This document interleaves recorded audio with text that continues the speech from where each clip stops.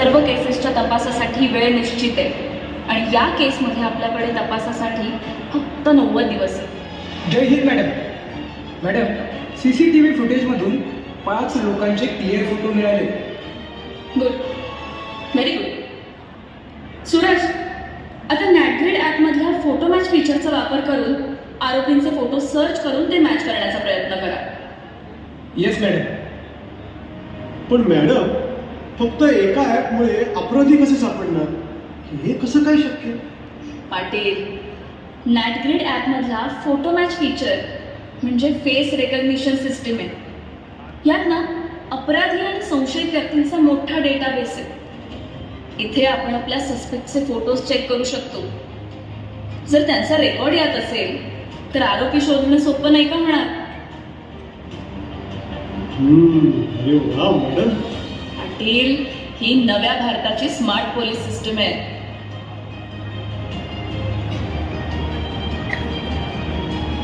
Madam, FSL ची मदत घेऊन जे फिंगरप्रिंट्स मिळवून नॅपकिन्सवर अपलोड केले होते ते मॅच झाले.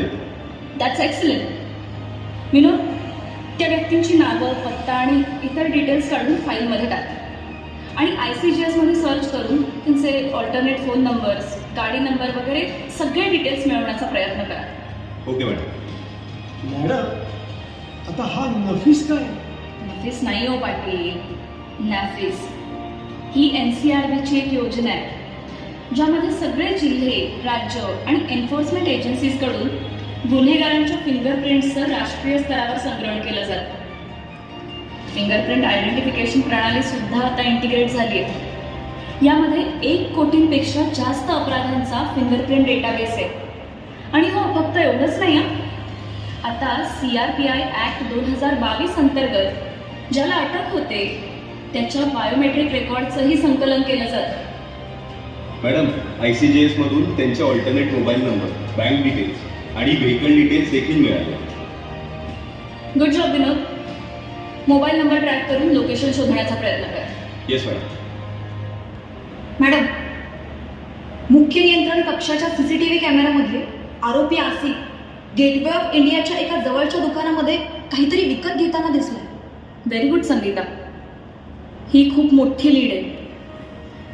तुम्ही तिथे जाऊन CCTV रेकॉर्डिंग चेक करा आणि त्या दुकान मालकाचं स्टेटमेंट सुद्धा रेकॉर्ड करा. Okay madam. मॅडम, एका आरोपीचं लोकेशन दादर रेल्वे स्टेशन जवळ दाखवत आहे आणि दुसऱ्याचं पुण्यामध्ये. बाकी सगळे फोन स्विच ऑफ आहेत. शीतल, तुम्ही दादरची टीम लीड करा आणि विनोद, तुम्ही डिटेक्शन टीम घेऊन पुण्याला रवाना.